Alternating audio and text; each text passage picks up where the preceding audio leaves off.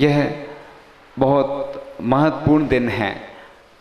मुनि महाराज तो संयम धारण करते ही हैं, श्रावक भी कुछ मात्रा में संयम धारण करता है, नियम आदि लेकर व्रत उपवास आदि करके और अपनी क्षमता के अनुसार करता है। क्योंकि अनादिकाल के संस्कार ऐसे रहते हैं कि ऐसे बहुत कम लोग मिलेंगे कि जो कहेंगे नहीं तुम चिंता नहीं करो, आप तो अच्छा कार्य कर रहे हैं और अनुमोदना करें और आप अच्छे से बढ़ जाओ आगे, हम तुम्हारे साथ हैं। मोक्ष मार्ग में बहुत परेशानियां आती हैं, बाधाएं आती हैं, क्योंकि सामान्य लोग भी जब कोई कार्य करते हैं तो बहुत सारी परेशानी बाधाएं आती हैं। तो जो विपरीत मार्ग है लोगों के हिसाब से उत्कृष्ट मार्ग है, लेकिन लोगों को विपरीत लगता है, दिखता है। क्योंकि जो असंयमी है तो वो असंयम का ही समर्थन करेंगे हमेशा, और संयमी व्यक्ति हमेशा ये कहेगा कि ये भी हमारे साथ हो जाए तो अच्छा रहेगा। हमारे आचार्य भगवान गुरुवर ने संयम को धारण किया है और उन्होंने महान तप साधनाएं की हैं। उसका प्रभाव है कि उनके मार्ग पर पीछे पीछे वो तो मार्ग में चल ही रहे हैं और उनके पीछे पीछे सभी चलते हैं। मूलाचार में भट्टकेर स्वामी जी की गाथा यह बहुत अच्छी गाथा है कि विक्कम बक्कम यम सोदी चरदि निच्चसु साहू ऐसु सुदबद साहू भणिया जिड़ सासणे भयबम। यानी जिसकी भिक्षा शुद्धि, हृदय शुद्धि, वचन शुद्धि आदि आदि पवित्र है, ऐसे साधु को भगवान कहा गया है। भगवान की संज्ञा दी है, साक्षात भगवान है। इसलिए हम लोग बोलते हैं आचार्य भगवान। तो भगवान कौन बनते हैं? तो यात्रा तो शुरू साधु से ही होती है। सबसे पहले 5 परमेष्टि में कौन आते हैं? साधु परमेष्टि से ही उपाध्याय, फिर आचार्य, फिर अरहंत और फिर बाद में सिद्ध, ऐसे क्रम चलता है। और पंच परमेष्टि के क्रम में क्रमशः बढ़ते बढ़ते सिद्धत्व की भावना की जाती है। जब भी भक्तियों का पाठ किया जाता है सबसे पहले सिद्ध भक्ति आती है, क्योंकि सिद्ध भक्ति इसलिए कि हमारा लक्ष्य जो है, हम उनको देवता के रूप में स्वीकार कर लेते हैं कि ये देव हैं। फिर जिनवाणी का नंबर आता है, स्तुति। जिनवाणी यानी शास्त्र, देव शास्त्र और फिर गुरु महाराज। इस प्रकार से प्रातः काल शाम को आचार्य भक्ति करते हैं, तो सिद्ध भक्ति, फिर शुद्ध भक्ति, फिर आचार्य भक्ति क्रमशः। तो वो आचार्य महाराज ने कहा है कि जिसकी हृदय शुद्धि आदि जो बताई गई हैं वो होती हैं, वो है भगवान, यानी साक्षात भगवान। देखो आचार्य महाराज जब चर्या करते हैं, और इतनी कठिन चर्या कि लोग कहते हैं कि हमसे ये होता नहीं है, और आचार्य ऋषि ने वो करके दिखाया कि इतने सारे त्यागी व्रती, इतने सारे महाव्रती, इतनी सारी आरिकाएँ और ब्रह्मचारी ब्रह्मचारिणी, सिर्फ आचार्य ऋषि के ब्रह्मचर्य व्रत का प्रभाव है और उनके संयम का प्रभाव है कि आज पूरे देश में नहीं, पूरे विश्व में उनके द्वारा व्रत नियम संयम धारण करके लोगों ने अपना कल्याण किया है। तो वह तो स्वयं अपने मार्ग पर चल ही रहे हैं, लेकिन उनके साथ साथ पीछे पीछे बहुत सारे ऐसे लोग हैं जो दिखते नहीं हैं, कुछ तो अदृश्य भी रहते हैं, वो सामने नहीं आते हैं। और आचार्य ऋषि से नियम संयम व्रत लेने का प्रभाव ऐसा हुआ कि आचार्य ऋषि का आशीर्वाद मिला तो उनका जीवन परिवर्तित हो गया। ऐसे बहुत सारे लोग आते रहते हैं और पहले भी आते रहते थे जो सुनाते हैं कि आचार्य ऋषि ने हमें ये नियम दिया तो हमारे जीवन में बहुत सारे परिवर्तन आए। तो आचार्य महाराज बहुत महान हैं, उनके बारे में सभी जानते हैं, लेकिन फिर भी आज उत्तम संयम धर्म का दिन है तो संयम की ही बात करेंगे। कि पंक्तियाँ बहुत अच्छी आती हैं। गुरु की छाया में शरण जो पा गया, उसके जीवन में सुमंगल आ गया। गुरु कृपा सबसे बड़ा उपहार है। गुरु है खेवनहारा तो बेड़ा पार है। प्रेम का पावन उजाला छा गया, उसके जीवन में सुमंगल आ गया।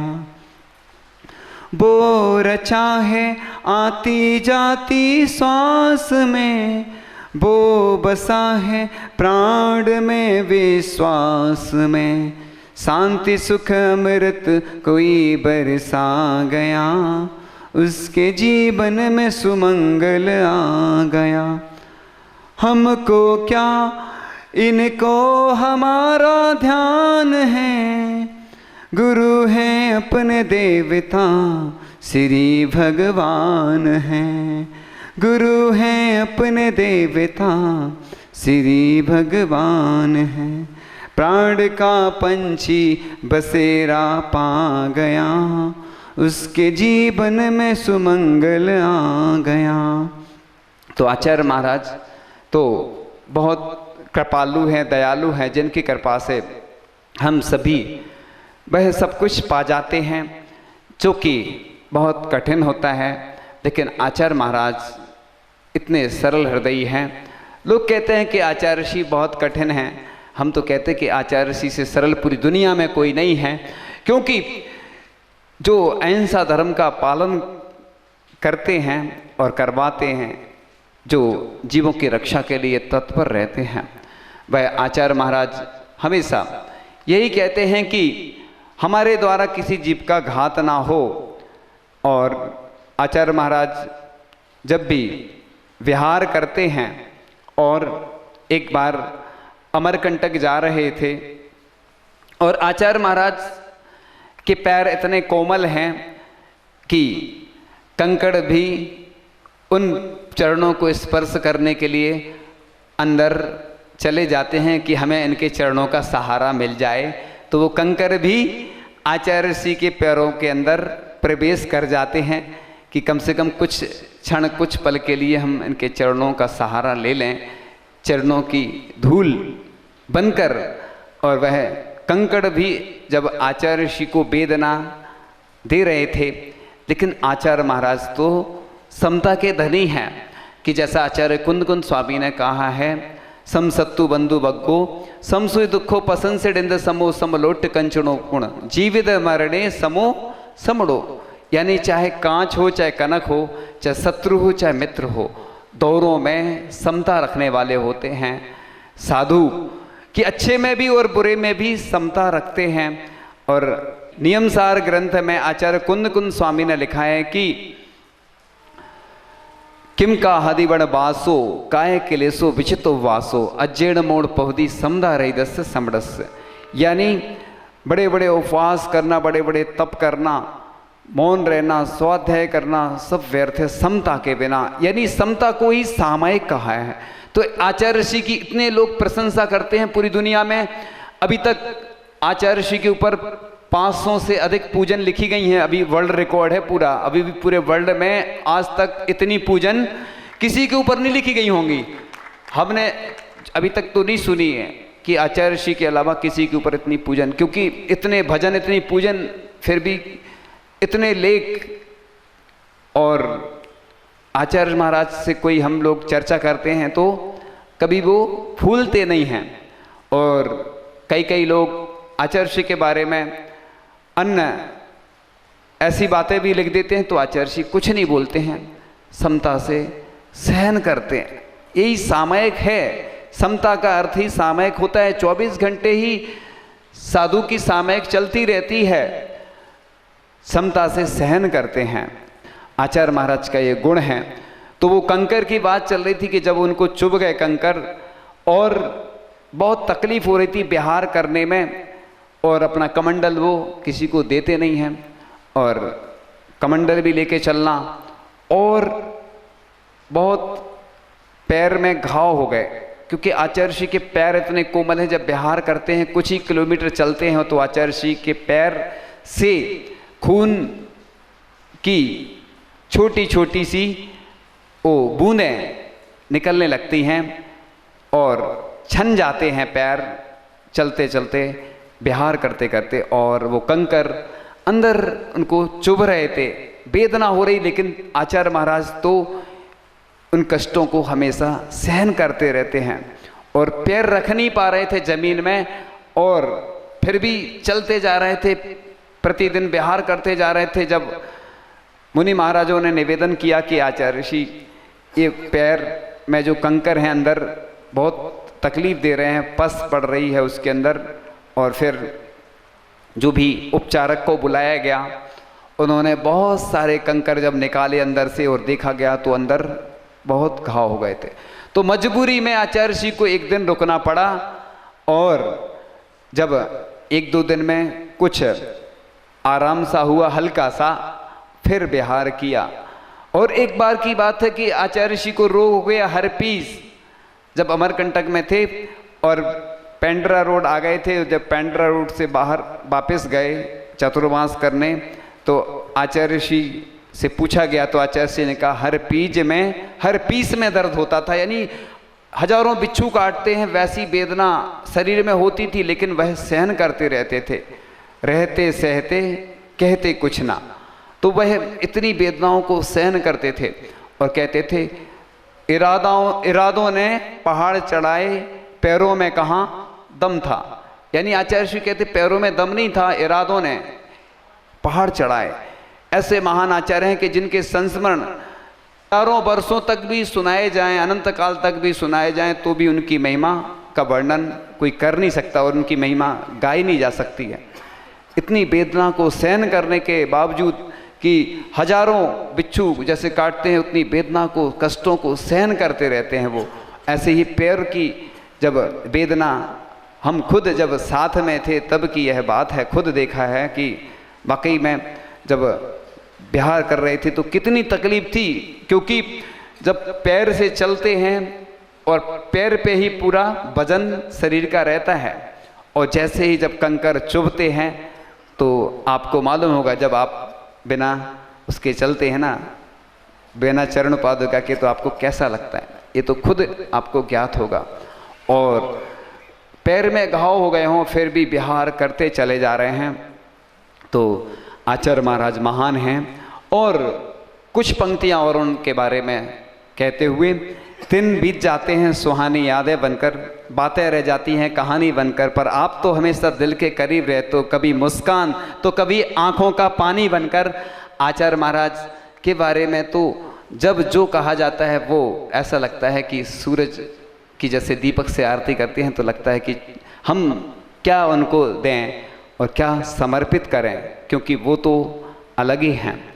हम हमेशा कहते हैं, चलते फिरते तीर्थ हैं, हरते सब संताप, हम तो बस इतना जानते, आप सरीखे आप। यानी आप सरीखे आप हैं, आप जैसा कोई नहीं है। क्योंकि अष्टपौढ़ में आचार्य कुंदकुंद स्वामी ने कहा है कि ये मुनि महाराज चलते फिरते तीर्थ हैं, क्योंकि चैत्यालय है, इसलिए तो मुनि महाराज कभी भी प्रतिमा वगैरह रास्ते में अगर दर्शन नहीं मिलते हैं तो ऐसे ही आहारचर्या में निकल जाते हैं, क्योंकि ये स्वयं पंच परमेष्ठी की मुद्रा है, इतनी पवित्र मुद्रा है कि अष्टपौढ़ में आचार्य कुंदकुंद स्वामी ने इस मुनि मुद्रा की महिमा लिखी हुई है। और गुरुवर के भावों को जन जन तक पहुंचाना है और भारत को सोने की चिड़िया अब बनाना है, क्योंकि आचार्य महाराज का जो सपना है कि इस देश में जो विकृतियां हैं उनको दूर करके हम कुछ नया करें। आचार्य श्री की भावना हमेशा जन जन के कल्याण की रहती है। तीर्थंकर प्रकृति का बंधन जो होता है, 16 कारण भावनाएं तो भाई जाती हैं, उसके साथ साथ जैसी आचार्य श्री की भावना है जन जन का कल्याण हो, प्रत्येक जीव का कल्याण हो, इसी भावना से तीर्थंकर प्रकृति का बंध होता है। और आचार्य महाराज निश्चित रूप से तीर्थंकर बनेंगे, ऐसी हमारी भावना है, क्योंकि लिखा है अजीवी तीरण शुद्धा, यानी आज भी लोकांतिक देव बनकर सीधे मोक्ष की प्राप्ति कर सकते हैं। आचार्य श्री जैसे पवित्र हृदयी आज ऐसी भावना से हो सकता है कि लोकांतिक देव बने, और लोकांतिक देव एक भव अवतारी होते हैं और सीधे मोक्ष प्राप्त कर सकते हैं।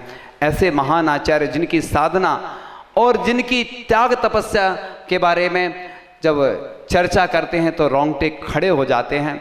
और ऐसे महान गुरु मिले हैं हमें, जिनकी हम जब भी भक्ति पूजन अर्चन करते हैं तो हमारा हृदय प्रफुल्लित हो जाता है और वात्सल से ओतप्रोत हो जाता है, क्योंकि ऐसे आचार्य महाराज मिलना सबके लिए दुर्लभ है कि उन्होंने स्वयं तो अपना कल्याण किया ही है, लेकिन जन के कल्याण के लिए भी वह हमेशा लालायत रहते हैं। उनका पल पल क्षण क्षण इसी उपयोग में लगा रहता है कि सबका कल्याण हो, और सवालों में तुम्हें पाया, जवाबों में तुम्हें पाया, खुशी की रोशनी की हर किताबों में तुम्हें पाया, कविता में गज़ल में तुम, बहारों में नज़ारों में, अंधेरे चीर देते हो उन चिरागों में तुम्हें पाया। क्योंकि आचार्य महाराज बड़े करुणामयी हृदय से जब अपनी व्यथा कथा सुनाते हैं तो वाकई में लगता है कि आचार्य महाराज कितने महान हैं।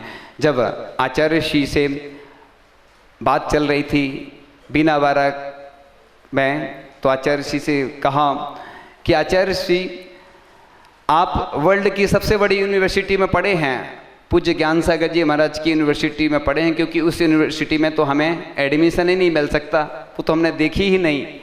तो आचार्य महाराज मौन रह गए। एक बार की और बात थी कि आचार्य श्री से पूछा, पूज्य आचार्य श्री ज्ञान सागर जी महाराज आहार में क्या लेते थे? तो आचार्य श्री बोले ओम शांति। यानी आचार्य श्री की गंभीरता इतनी रहती, कभी भी हम कुछ प्रश्न करते तो ओम शांति बोले, फिर धीरे से बोले ज्ञानामृत का पान करते थे।